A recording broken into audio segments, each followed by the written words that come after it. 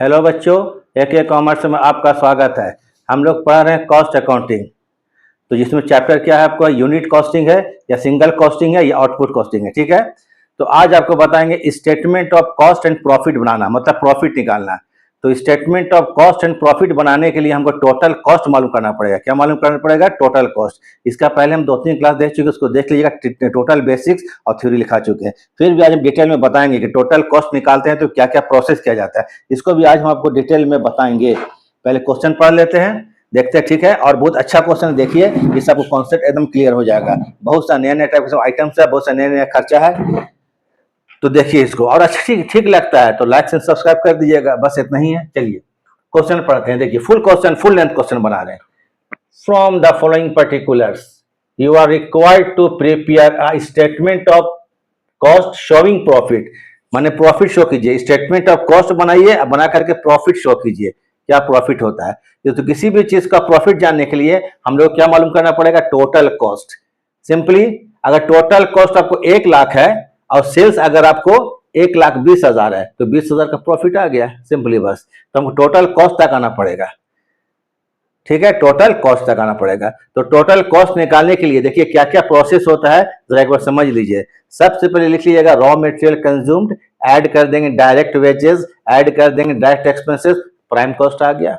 Prime cost में add कर देंगे फैक्ट्री ओवरहेड्स या वर्क्स ओवरहेड, फैक्ट्री का खर्चा को जोड़ देंगे तो आ जाएगा वर्क कॉस्ट। ठीक है, या फैक्ट्री कॉस्ट आ जाएगा। इसमें ऐड करेंगे ऑफिस ओवरहेड। ठीक है, तो आ जाएगा आपका जी cost of production. Cost of production. इसमें ऐड करेंगे opening stock of finish goods, less करेंगे closing stock of finish goods, cost of goods sold आ जाएगा। ये स्टेप हम लिख चुके हैं। ठीक है, और इसमें ऐड करेंगे सेलिंग डिस्ट्रीब्यूशन ओवरहेड, तो टोटल कॉस्ट जनरली आ जाता है। बस इतना ही जानना है।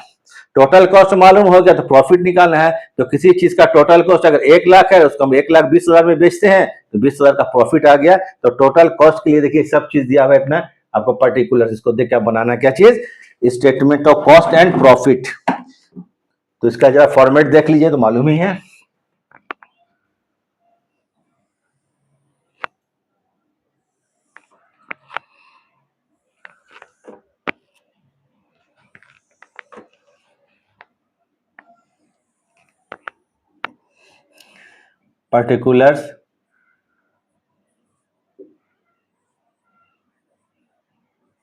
Particulars, amount.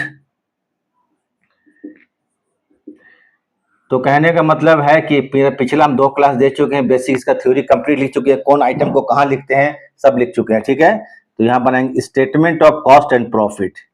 स्टेटमेंट, चूंकि प्रॉफिट निकालना है तो लिखिए statement, statement of cost and profit. Cost and profit, profit show कर रहे हैं। सबसे पहले निकलेंगे रॉ मटेरियल कंज्यूम्ड। तो जरा हम पढ़ते हैं क्वेश्चन। देखिए स्टॉक 1/4/2024, 1/4/2024 मतलब 1 अप्रैल 2024 को है। ये ओपनिंग स्टॉक है। ठीक है, opening stock raw material 50,000, work in progress का 52,200 रुपया, फिनिश्ड स्टॉक का 32,000 रुपया। ये तीनों का ओपनिंग स्टॉक है। स्टॉक 31/3/2025, 31 मार्च 2025 ये क्लोजिंग स्टॉक है। ये सब तीनों ओपनिंग स्टॉक है, ये closing stock. Raw material 26,000, work in progress 60,100 रुपया और फिनिश्ड गुड्स कितना है? 25,600 रुपया। ठीक है, ओपनिंग स्टॉक क्लोजिंग। तो हम लोग ओपनिंग स्टॉक और क्लोजिंग स्टॉक। अब रॉ मटेरियल कंज्यूम निकालना है। तो रॉ मटेरियल कंज्यूम निकालने के लिए पहले लिखेंगे opening stock of raw material. क्या लिखेंगे? Opening stock of RM means raw material. Opening stock और रॉ मटेरियल कितना है? 50,000 रुपया। इसमें ऐड कर देंगे purchase of raw material, carries on raw material add कर देंगे। इसको भी निकाल हम डिटेल में पहले बता चुके हैं।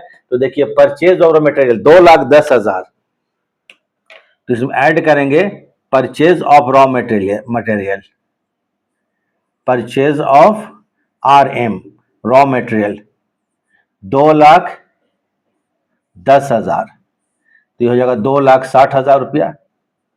क्लियर? इसमें लेस करेंगे क्लोजिंग स्टॉक और रॉ मटेरियल। लेस क्या करेंगे? Closing stock of raw material. Closing stock कितना? 31 मार्च वाला देख लीजिए कितना है, 26,000 रुपया।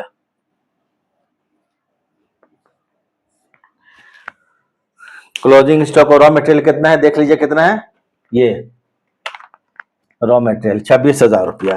ठीक है, थोड़ा कैलकुलेटर से किया जाए परफेक्ट आएगा। 2,60,000 माइनस 26,000 तो हो गया 2,34,000। 2,34,000 ये हो गया raw material consumed. Raw material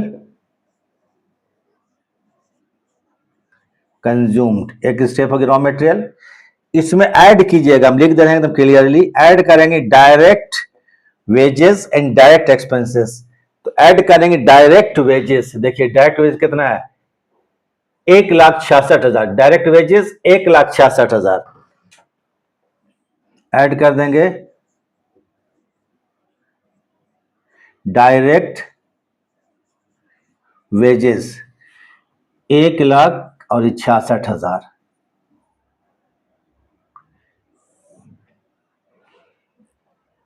तो चलिए अच्छा बात है।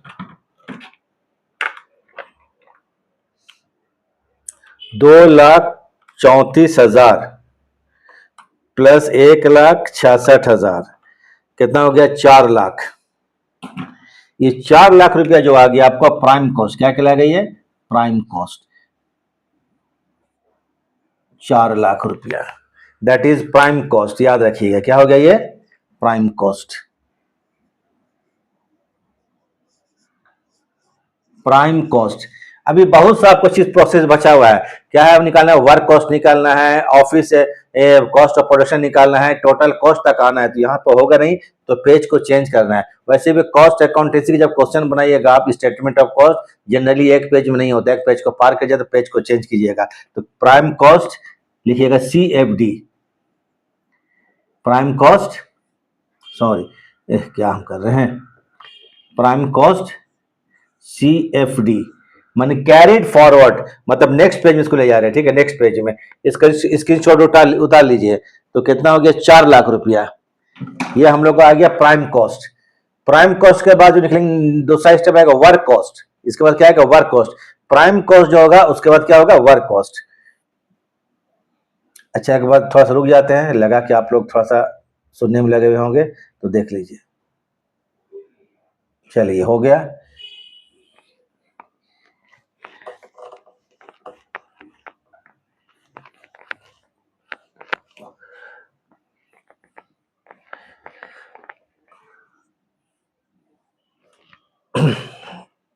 चार लाख रुपया है, तो इसको लिखिए prime cost BFD, brought forward. ये प्राइम कॉस्ट जो 4 लाख था आपको नेक्स्ट पेज में ले आ रहे हैं, prime cost BFD, brought forward. कितना रुपया था ये, 4 लाख रुपया था। चलिए हो गया 4 लाख रुपया। इसमें ऐड करेंगे वर्क्स ओवरहेड। ऐड क्या करेंगे, वर्क्स ओवरहेड। वर्क्स मतलब कारखाने का खर्च। ऐड क्या करेंगे, वर्क्स वर्क्स ओवरहेड का माने बता जो कि वर्क्स ओवर मतलब total expenditure, total expenses related to factory, जितना भी फैक्ट्री से रिलेटेड खर्चा है। तो वर्क्स ओवरहेड में चलिए हम लोग खोजते हैं खर्चा। ये तो स्टॉक है, purchase direct wages. Works expenses 81,200 रुपया।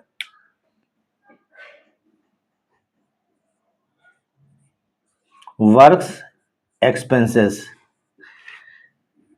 81,200 रुपया। सेलिंग नहीं आएगा। Transfer to sinking fund to replace machinery, इसको एक तरह से हम डेप्रिसिएशन माना जाता है। तो डेप्रिसिएशन का फैक्ट्री में होता है। तो transfer to sinking fund, transfer to sinking fund, sinking fund to replace machinery, machine को रिप्लेस करने के लिए, रिप्लेस मशीनरी, तो इसको हम लोग फैक्ट्री के खर्चा मान लेंगे, रिप्लेस मशीनरी। हाँ, कितना रुपया है? वर्क एक्सपेंसेस सेलिंग ट्रांसफर 11,000 रुपया। चलिए कितना हो गया? 11,000 रुपया।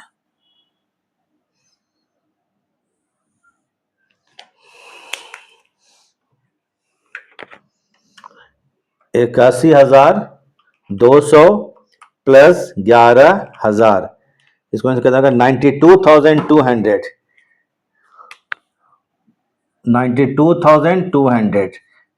अभी इसमें कुछ और चीज है जो हम करेंगे। इसमें क्या करेंगे? Opening stock of work in progress less करेंगे closing stock of work in progress. याद रखिएगा, वर्क इन प्रोग्रेस मींस बता देते हैं कार्य चालू समय, काम चल रहा है। जैसे मान लीजिए कि आपका फर्नीचर का फैक्ट्री है, तो ठीक है, फर्नीचर बन रहा है, तो किसी टेबल में मान लीजिए टेबल में पॉलिश हो रहा है, टेबल में कील ठोका जा रहा है, तो क्या होता है? आपको फैक्ट्री के अंदर वर्क इन प्रोग्रेस, काम चलते रहता है, काम चालू समय रहता है। इसलिए वर्क इन प्रोग्रेस को क्वेश्चन में कुछ नहीं बोलेगा, क्वेश्चन में अगर कुछ नहीं बोलेगा, याद रखिए, हम ये बोल रहे हैं इसको याद रखिएगा, कुछ नहीं बोलेगा तो वर्क इन प्रोग्रेस को हम लोग वर्क कॉस्ट में ही एड लेस करते हैं। ठीक है, एड लेस करते हैं, वर्क एक्सपेंसेस में एड लेस करते हैं। तो opening stock work in progress यहाँ पर ऐड हो जाएगा और closing stock of work in progress less हो जाएगा। तो इसमें ऐड करेंगे opening stock of work in progress, हम देख चुके हैं, इसमें ऐड करेंगे ओपनिंग स्टॉक ऑफ, हम यहां लिखते हैं शॉर्ट में WIP means work in progress, WIP work in progress. देखिए तो ओपनिंग स्टॉक ऊपर में 52,200 रुपया, सॉरी 52,200 रुपया। ठीक है, इसमें ऐड कर देते हैं 52,200 रुपया।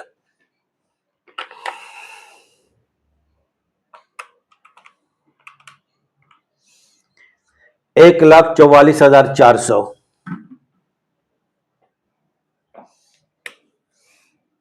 1,44,400, 2 2 4 2 2 4 9 5 14, ठीक है, 1,44,400 रुपया। इसमें लेस कर देंगे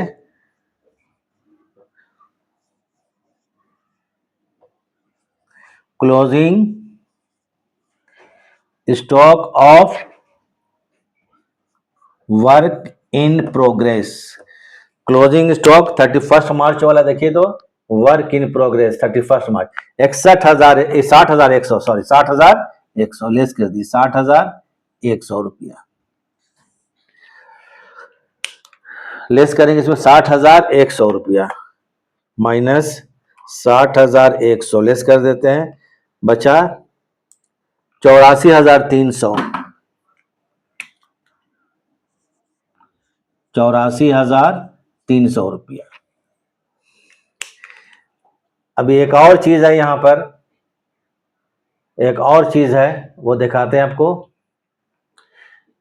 इसमें सेल ऑफ स्क्रैप, अगर स्क्रैप समझ, रद्दी फैक्ट्री में निकलता है, तो उसमें स्क्रैप को लेस कर देंगे। क्या कर देंगे? स्क्रैप को, जो भी स्क्रैप होगा उससे वर्क कॉस्ट घट जाता है, कारखाने का लागत घट जाता है। सेल की मतलब बिक्री कर दिए, तो जो भी कारखाने में खर्च हुआ होगा उसमें उतना रुपया लेस कर देंगे। क्या? Sale of scrap. देखिए स्क्रैप सोल्ड 4,100 रुपया, ये वर्क्स ओवरहेड में लेस होगा, लेस करेंगे सेल ऑफ स्क्रैप 4,100 रुपया। सेल ऑफ, बहुत अच्छा क्वेश्चन है, अगर आप लोग देख रहे हैं तो कर लीजिए, बहुत अच्छा क्वेश्चन है। सेल ऑफ स्क्रैप तो माइनस 4,100 रुपया, 80,200 रुपया, 80,200 रुपया, 4,100 रुपया। तो चलिए ये कितना होगा? 80,200 रुपया, 80,200। तो 80,200 इसको बोलेंगे वर्क कॉस्ट या फैक्ट्री कॉस्ट। चलिए हमको वर्क कॉस्ट ही लिख दे, कुछ नहीं बोला यहाँ पर, तो वर्क कॉस्ट मतलब कारखाने की लागत, वर्क कॉस्ट। अच्छा, इसको हम क्या करते हैं, थोड़ा अच्छा से इसे लिख देते हैं, किसे? Work cost. आपको समझ में क्या हो गया? वर्क वर्क कॉस्ट, पेज को फिर चेंज करना पड़ेगा, अभी तो क्वेश्चन बना है CFD, कैरिड फॉरवर्ड। तो जरा हम बोल देते हैं, अगर मान लीजिए साफ नहीं दिख रहा है तो वर्क कॉस्ट होगा 80,200, याद रखिएगा। 84,300 में माइनस करेंगे 4,100 तो 80,200। अगर आपको ठीक से नहीं दिख रहा है, थोड़ा छोटा लिख दिए तो 80,200, 80,200 लिखा वर्क कॉस्ट CFD। पेज को चेंज करेंगे तो वर्क कॉस्ट निकल गया।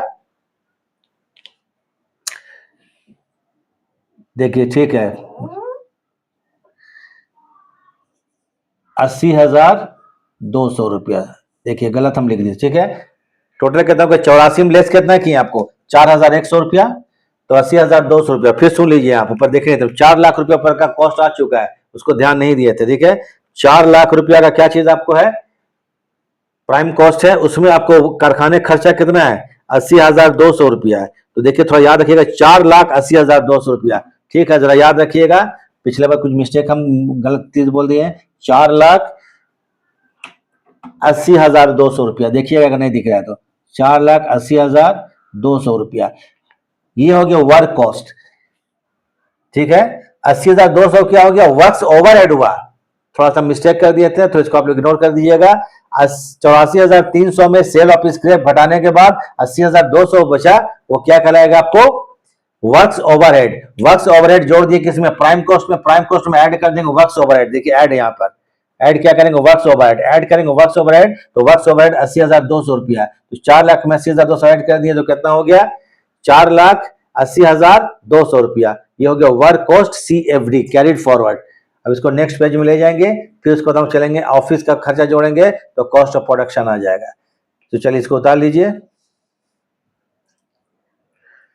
क्वेश्चन सही बनाए हैं, वो हम क्या लिखने का तरीका गलत बता दिए, हम इसी को जोड़ दिए थे। इनर कॉलम या आउटर में आएगा, ठीक है, तब आउटर कॉलम दोनों ऐड किया जाएगा। तो चलिए ठीक है, 4,80,200 रुपया।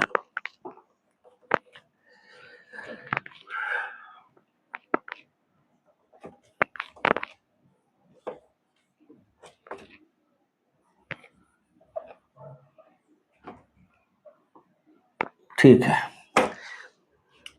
अब करते हैं वर्क कॉस्ट BFD, 4,80,200 रुपया। वर्क कारखाने की लागत, work cost brought forward BFD, 4,80,200, 4,80,200 रुपया। इसमें ऐड कर देंगे ऑफिस ओवरहेड, ऑफिस का खर्चा ऐड क्या कर देंगे, ऑफिस ओवरहेड, तो आ जाएगा कॉस्ट ऑफ प्रोडक्शन। ऐड क्या कर देंगे, ऑफिस का खर्च, office overhead,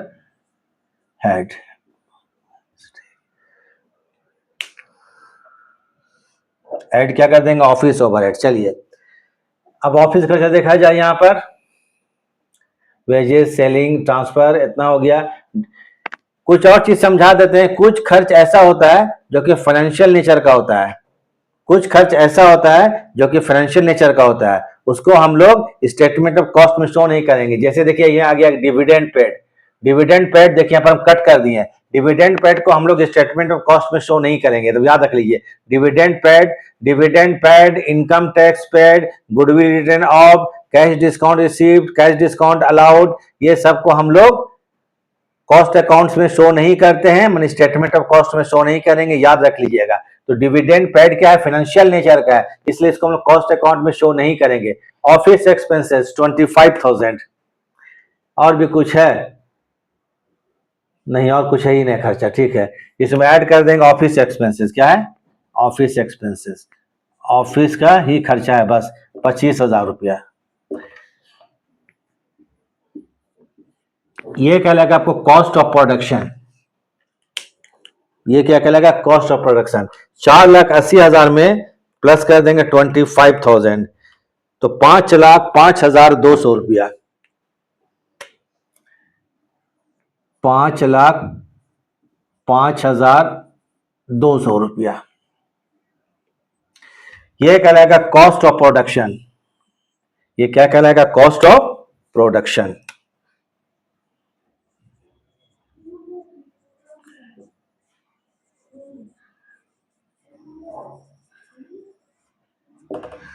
cost of production में ऐड करेंगे opening stock of finish goods, less करेंगे closing stock of finish goods, ये कहलाएगा कॉस्ट ऑफ गुड्स सोल्ड। क्या कहलाएगा? Cost of goods sold. माने कॉस्ट ऑफ प्रोडक्शन में ऐड करेंगे opening stock of finish goods, less करेंगे closing stock of finish goods, तो आएगा कॉस्ट ऑफ प्रोडक्शन। तो ऐड करेंगे opening stock of finished goods है इसमें क्वेश्चन, ठीक है। ऐड क्या करेंगे? ओपनिंग स्टॉक ऑफ, एफ मतलब फिनिश्ड, याद रखिएगा एफ मतलब finished goods. Opening stock of finished goods देख लिया जाए 1/4/2024 फिनिश्ड गुड्स 32,000 रुपया ऐड कर दिए इसमें। 32,000 चलिए जोड़ लेते हैं डायरेक्ट। 5,427 3 5 5,37,200 रुपया। इसमें लेस करेंगे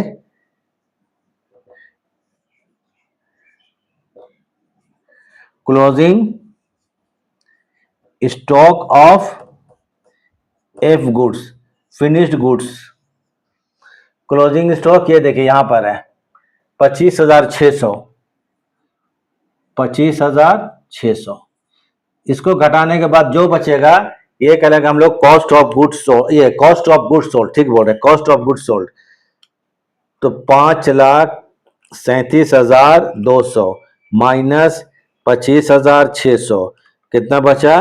5,11,600, 5,11,600, 5,11,000 ये 600 रुपया, 5,11,600 रुपया। ये कहलाएगा cost of goods sold.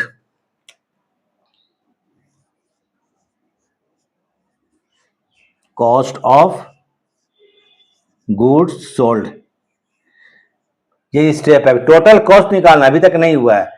Cost of goods sold, चलिए फिर यहां भी नहीं होगा तो सीएफडी कर देते हैं, कैरिड फॉरवर्ड। नेक्स्ट पे ले जाते हैं 5,11,600 रुपया। इसका आप लोग स्क्रीनशॉट लीजिए, कुछ देर हम रुक जाते हैं।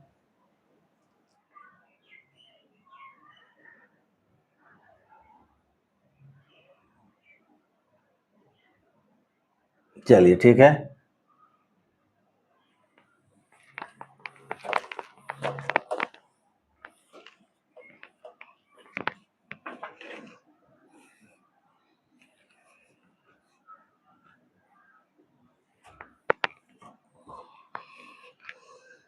₹5,11,600 रुपया, 5,11,600 रुपया cost of goods sold. Cost of goods sold BFD brought forward BFD 5,11,600, 5,11,000 और 600। इसमें ऐड कर देंगे सेलिंग एंड डिस्ट्रीब्यूशन एक्सपेंसेस। तो सेलिंग डिस्ट्रीब्यूशन जोड़ने के बाद टोटल कॉस्ट आ ही गया, लेकिन इसमें एक आइटम आपको है, देखिए तो वो ये चीज है आपको है सेल्स टैक्स पेड है। इस क्वेश्चन में कहीं पर होगा सेल्स टैक्स पेड, देखा जाए, खोजा जाए, क्वेश्चन खोजना पड़ता है। Sale of finished goods, scrap, dividend, office expense, payment of income tax, payment of sales tax, ठीक है 10,000 पेमेंट ऑफ सेल्स टैक्स। ये सेल्स टैक्स जो है इसमें क्या होगा? टोटल कॉस्ट इसको जोड़ने के बाद आएगा। तो ये आपको आ गया, क्या चीज से कर देंगे? इसमें ऐड कर देंगे सेलिंग एंड डिस्ट्रीब्यूशन ओवरहेड। पहले ऐड कर दीजिए, ऐड कर देंगे selling and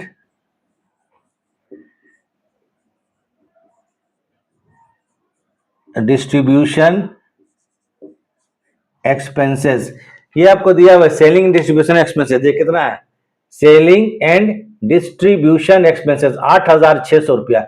selling and distribution expenses 8,600 रुपया। तो ये कितना हो गया? इसमें 8,600 रुपया क्या कर देंगे? फिर ऐड कर देंगे।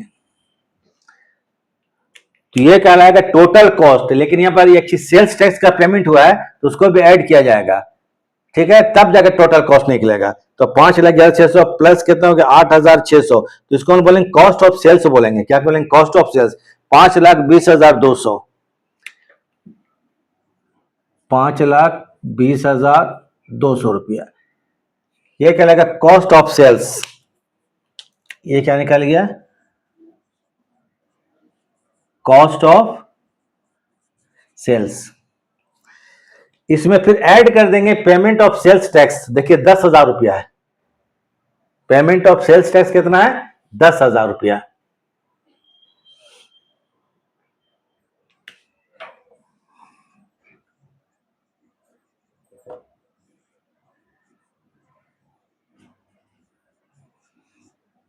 आखिरी टैक्स है payments of sales tax. Sales tax ये अमाउंट है 10,000। चलिए क्यों, इसके बाद थोड़ा रुक जाइए, तो ध्यान दीजिए जो बोल रहे हैं। देखिए डिविडेंड पेड, डिविडेंड जो है फाइनेंशियल नेचर का है, इसको कॉस्ट अकाउंट में शामिल नहीं करेंगे। पेमेंट ऑफ इनकम टैक्स, देखिए हम कॉस्ट कर दिए 15,000 रुपया, इसको भी हम लोग इनकम ये कॉस्ट अकाउंट में मतलब स्टेटमेंट ऑफ कॉस्ट में शामिल नहीं करेंगे। गुडविल रिटर्न ऑफ 12,000 रुपया, इसको भी हम लोग कॉस्ट अकाउंट में शामिल नहीं करेंगे और स्टेटमेंट ऑफ कॉस्ट में शामिल नहीं करेंगे। याद रखिएगा ये तीनों खर्चा जो है dividend paid, income tax paid, goodwill return of, ये सब क्या चीज है आपको? फाइनेंशियल नेचर का है, फाइनेंशियल नेचर का है, इसलिए इसको हम लोग कॉस्ट अकाउंट में शो नहीं करेंगे। कॉस्ट अकाउंट का इस लिखते हैं। तो चलिए इसमें ऐड कर देते हैं 5,20,200 में ऐड कर दें कितना? 10,000, तो आ गया 5,30,200। 5,30,200 रुपया, ये हो गया आपको टोटल कॉस्ट। ठीक है, किसी भी प्रोडक्ट का क्या आ गया? टोटल कॉस्ट आ गया। चलिए अब टोटल कॉस्ट के बाद टोटल कॉस्ट, टोटल कॉस्ट निकालने के बाद अब देखिए सेल्स है यहाँ पे क्वेश्चन, देखिए कहीं खोजा जाए। हाँ, sale of finished goods 5,80,000, sale of finished goods 5,80,000, तो यहां पर लिखिए सेल ऑफ फिनिश्ड गुड्स, नीचे लिख देते हैं। ठीक है, sale of finished goods, sale of finished goods 5,80,000, 5,80,000 रुपया। ठीक है, तो 5,80,000 रुपया सेल्स है, 5,80,000 रुपया सेल है और 5,30,200 रुपया इसका टोटल कॉस्ट है। तो 5,80,000 से लेस करके हम लोग देखते हैं तो डिफरेंस आता है आपको 49,800 रुपया। 49,800 रुपया, तो ये क्या हो गया? आपको प्रॉफिट हो गया 49,800 रुपया। तो 49,800 रुपया। सेल कितना है? 5,80,000, टोटल कॉस्ट कितना है? 5,30,000। तो डिफरेंस अमाउंट जो आ गया आपको, ये प्रॉफिट आ गया। क्या आ गया? ये प्रॉफिट। ये क्या हो गया? प्रॉफिट आ गया। ठीक है, ये बैलेंसिंग फिगर क्या होगा? जो बैलेंस किया ये प्रॉफिट हो गया, निकल गया statement of cost and profit. कोई डाउट नहीं होना चाहिए, statement of cost and profit clear है। इसको आप लोग उतार लीजिए या स्क्रीनशॉट लीजिए, तो हम हट जाते हैं तो दूर हो जाते हैं। चलिए ठीक है, इसको आराम से उतार लीजिए। चलिए ठीक है, देखने के लिए थैंक्स वीडियो।